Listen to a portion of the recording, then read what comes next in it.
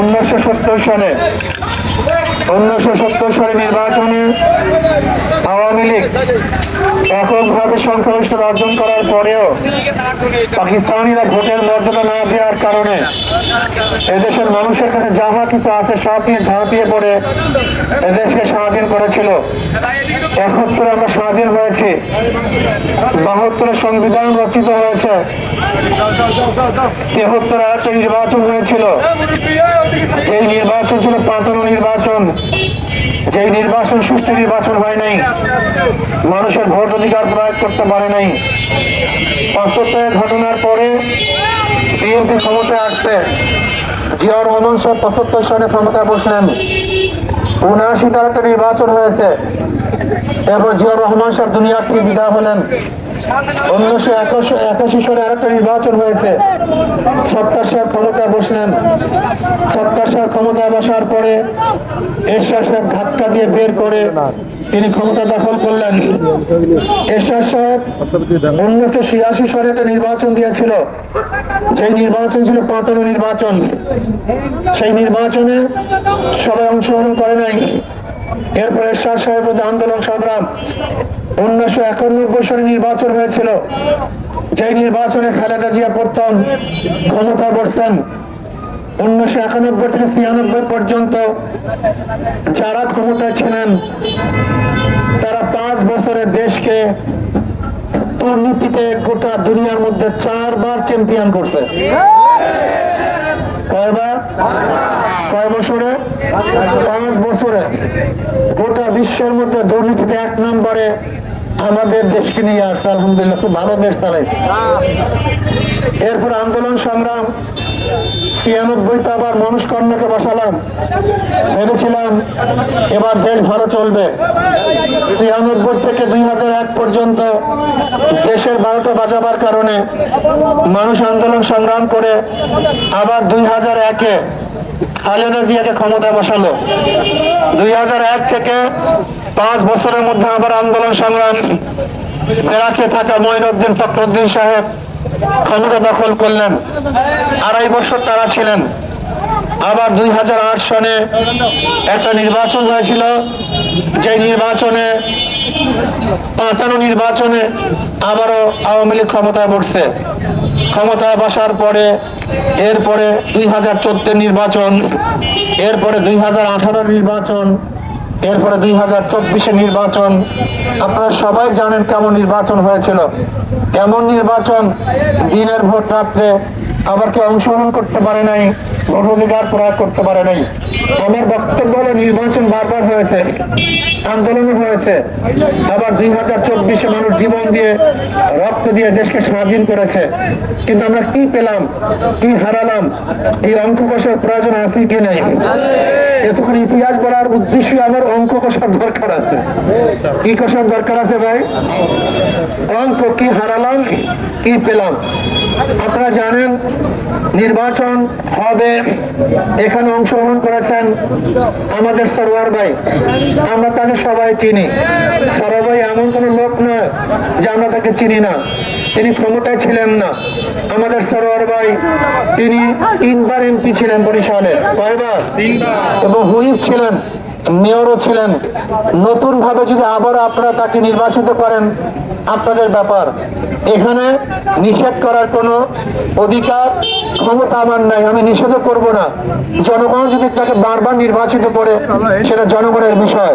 কিন্তু আমার প্রশ্ন হলো অঙ্ক কষার দরকার আছে। সরোয়ার ভাই ক্ষমতায় থাকাকালীন কি করছেন, কি করেন নাই? যখন তার বয়স ছিল জুয়ান, কর্মস্পৃহা ছিল, তাগড়া ছিল, তখন কি করেছেন সবাই জানেন। এখন সরোয়ার ভাই সেই অবস্থারও নেই। যদি আবার নির্বাচিত করেন কি করবেন কি করবেন না সেই অঙ্ক আপনারা কষবেন। কিন্তু আমার কথা হলো এই, আমি এখন পর্যন্ত নির্বাচিত হই নাই, আমাকে পরীক্ষা করার এখনো সুযোগ আছে, আমাকে পরীক্ষা করার সুযোগ আছে। আমাদের সরোয়ার ভাইকে পরীক্ষা করার কিছু নেই। আপনারা তাকে দেখেছেন, যদি ভালো পাস করে আবারও নির্বাচিত করেন, সমস্যা কি? আমার কোনো সমস্যা নাই। কিন্তু আমাকে এখনো পরীক্ষা করেন নাই, ইসলাম এখনো ক্ষমতায় যায় নাই। আপনাকে একটা কথা মনে রাখতে হবে, আমি ফাইজুল করিম এমপি হওয়ার জন্য আসি নাই। 2-1 ডজন এমপির যে শ্রদ্ধা সম্মান আল্লাহ পাক তার চেয়ে কম দেন নাই। খেয়ে পরে ভালো থাকার মতো যে অর্থের প্রয়োজন আল্লাহ পাক যথেষ্ট দিয়েছেন। তাহলে বলতেন যে এখানে আসছেন কেন? আপনার ক্ষমতার দরকার নাই, অর্থের প্রয়োজন এখানে আসছেন কেন? এই প্রশ্নটা ভালো মতো বুঝতে হবে, এই জ্ঞান আপনাকে রাখতে হবে। আমি এখানে কেন আসছি? আমি সম্মান কামাবার জন্য আসি নাই, অর্থ কামাই করার জন্য আসি নাই। আমি কেন আসছি বলবো নাকি? কেন আসছে কথা বলেন, বলবো নাকি? আমি স্টেজে, এই স্টেজে 1000 বছর বক্তৃতা করলেও আইন হবে না। এই সংসদে 5 মিনিট বক্তৃতা করলে আইন হয়ে যাবে। আমি এখানে 1000 বছর কথা বললেও গরিব দুঃখী নিহত মানুষের অধিকারকে বাস্তবায়ন করা যাবে না। কিন্তু সংসদে 5 মিনিট কথা বললে গরিব দুঃখী নিহত মানুষের অধিকারকে বাস্তবায়ন করা যাবে। আমি স্টেজে 1000 বছর কথা বললেও এদেশের টাকা বিদেশে পাচার করা বন্ধ করা যাবে না। কিন্তু সংসদে 5 মিনিট কথা বললে এদেশের টাকা বিদেশে পাচার করা বন্ধ করা সম্ভব হবে। আমি এখানে 1000 বছর কথা বললো কোরআন এবং সুন্নাহর আইন পাস করা সম্ভব না। কিন্তু সংসদে 5 মিনিট কথা বললেও আল্লাহ কবুল করলে কোরআন ও সুন্নাহর আইন পাস করা সম্ভব। এই স্টেজ আর সংসদের স্টেজ এক না, এই চেয়ার আর সংসদের চেয়ার এক না। আমি আমার বরিশালের বন্ধুদেরকে বলবো, আমার বাবাদেরকে বলবো, যে চোর সে মায়ের নাকের সোনা চুরি করে। আমি বললাম ওর অভ্যাসই চুরি। যে জালেম বাবার সাথে জুলুম করে, মার সাথে জুলুম করে, স্ত্রীর সাথে জুলুম করে, বোনের সাথে জুলুম করে, ওর অভ্যাসই জালেম কামি জুলুম করা। কথা ঠিক না? কিন্তু যে ব্যক্তি চোর না, সে শত্রু মারে চুরি করতে পারে না। কেন? অভ্যাস নেই। কথা কয় না কি নাই? যে চোর না, সে শত্রু মারে চুরি করতে কারণটা কি? অভ্যাস নেই। যে জালেম না, সে শত্রুর সাথে জুলুম করতে পারে না, কারণটা কি? অভ্যাস নাই। আর যে চোর সে মায়ের নাকের সোনায় চুরি করে, যে জালেম সে সবার সাথে জুলুম করে। যদি আমরা চোর হই, আমাকে নির্বাচিত করে আপনাদের ঠিক হবে না, আমার অভ্যাস করে চুরি। আর আমি যদি চোর না হই, তাহলে আমার দ্বারা গরিব দুঃখী নিহত মানুষের একটা কম্বল, একটা টিন, 100 টাকা চাউলও আত্মসাৎ করা সম্ভব নয়। কাজে আমার কাছে সমস্ত মানুষের গরিবদের মাল আমার কাছে নিরাপদ, অন্য কারোর কাছে নিরাপদ নয়। আমি অনেক সময় বলি, ধরে নেন আমি যদি নির্বাচিত হই, আমার দ্বারা কোনো হিন্দু মেয়েদের ইফতিজিং করা সম্ভব? তার মানে আমার কাছে সমস্ত হিন্দু মেয়েরা নিরাপদ। আমি যদি নির্বাচিত হই, আমি কি কোনো হিন্দুর দোকানিকে চাঁদা তুলতে পারবো? আমার কাছে সমস্ত হিন্দু ব্যবসায়ীদের নিরাপদ। আমি যদি নির্বাচিত হই, আমি অন্যায়ভাবে কোনো হিন্দুকে আক্রমণ করতে পারবো?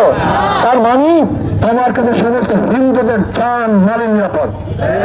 অর্থাৎ আমি তো জালেম না, আমি চুরি করতে পারবো না। যেহেতু চুরি করার অভ্যাস নাই, চাঁদাবাজি করার অভ্যাস নাই, কাজে আমার দ্বারা চাঁদাবাজি করা সম্ভব না। আপনারা বিশ্বাস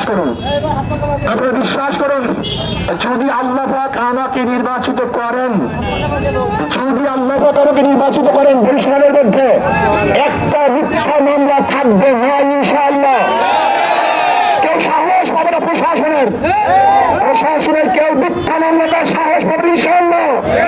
কারণ আমি নিজ অপরাধের সাথে যুক্ত থাকবো না, আমার অধীনস্থ কেউ অপরাধের সাথে যুক্ত থাকতে পারবে না ইনশাআল্লাহ। যদি ইনশাআল্লাহ আমি নির্বাচিত হই, আমার গরিব বন্ধুরা লিখে রাখো, যদি আমি নির্বাচিত হই, গরিবের প্রত্যেকটা প্রাপ্তি পুঙ্খানু তাদের পৌঁছানো হবে। একটা টাকাও গরিবদের অন্য কোনো খাতে ব্যয় করা হবে না ইনশাআল্লাহ। যদি আমাকে নির্বাচিত আপনারা করেন, আমরা যদি কবুল করেন, বরিশাল চাঁদা মুক্ত শহর করবো, সবাইকে নিয়ে চাঁদা মুক্ত শহর করব। যে বরিশালের মধ্যে ব্যবসায়ী, শ্রমিক, চাকরিজীবী সবাই ব্যবসা করবে, চাঁদার ভয় থাকবে না, গুন্ডাদের ভয় থাকবে না, গুন্ডা মুক্ত একটা বরিশাল হিসেবে হয়ে যাবে ইনশাআল্লাহ। যদি ইনশাআল্লাহ নির্বাচিত হই, কোরআন সুন্নাহ অনুযায়ী সংসদে কথা বলবো, আল্লাহর জমিনে আল্লাহর হুকুমত কায়েম করার চেষ্টা করবো। কি কথা ঠিক না? এই সমাজকে গড়ার চেষ্টা করবো।